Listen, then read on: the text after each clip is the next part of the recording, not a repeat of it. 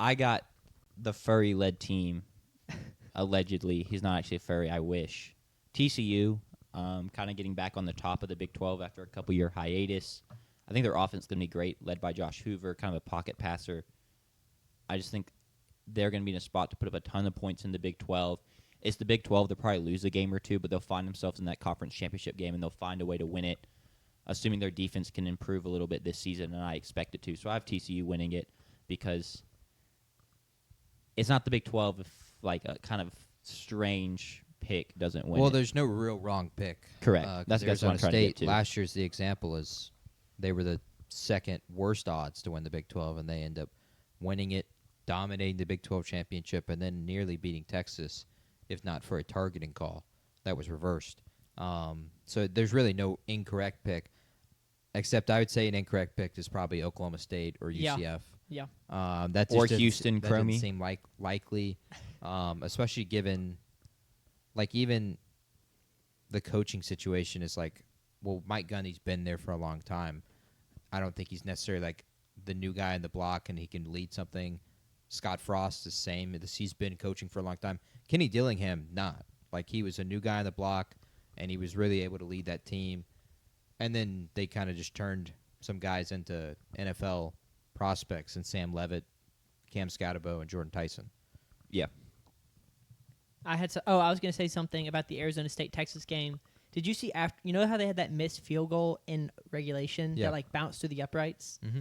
Did you see people pulling, like, rule book where it said, like, you know, if the refs are allowed to accept a bounced-in field goal as points? I did not know that. I didn't see that It was all Instagram reels, so take it with a grain of salt. But it was like screenshots of the rule book. Wasn't so, that like, the end of half? It was to end the first half, yeah.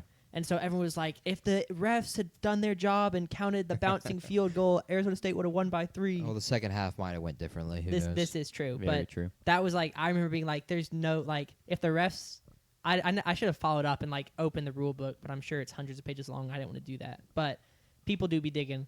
I picked Arizona State to repeat. I actually initially picked TCU when we did our Big 12 preview show. And then I was filling out my bracket today, like my playoff bracket, and just putting TCU in just left me feeling like, ugh. It's like, I just don't see this happening.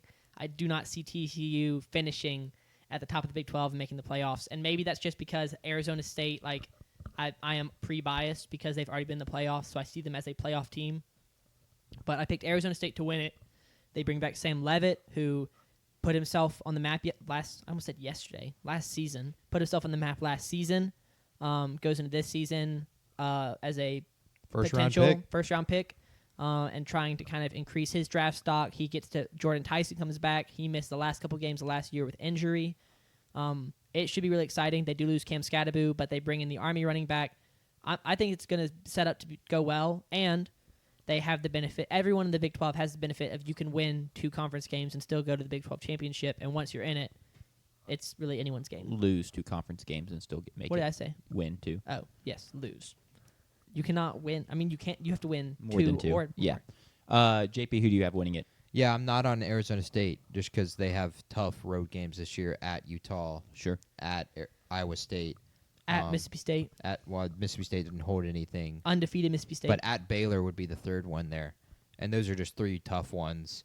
And so, for me, I have them losing all 3 of those road games, and going 9-3 and 6-3 in the Big 12. I've got Kansas State. Kansas State, fun fact, plays 10 Big 12 games. So, in the event they go 8-2, they get into the Big 10 or Big 12 because their win percentage championships is higher. percentage.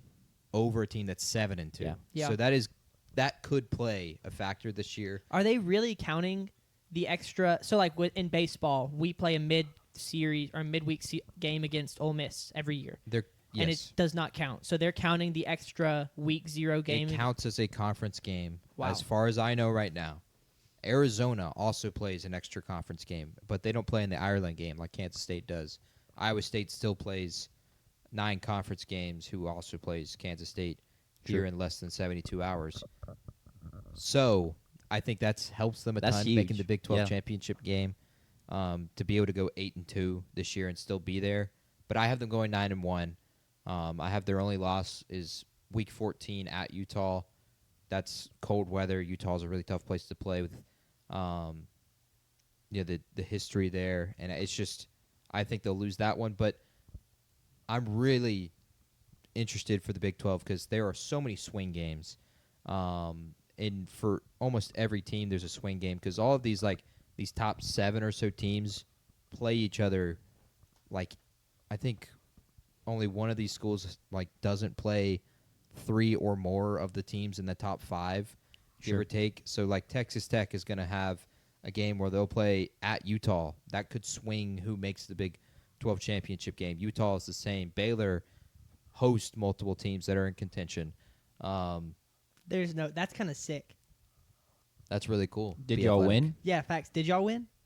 There's no way. If he said he was unreal, I kind of get the feeling that he kind of cooked him. I'm going to use that too now when I have eventually when I start ranking my quarterbacks for the draft.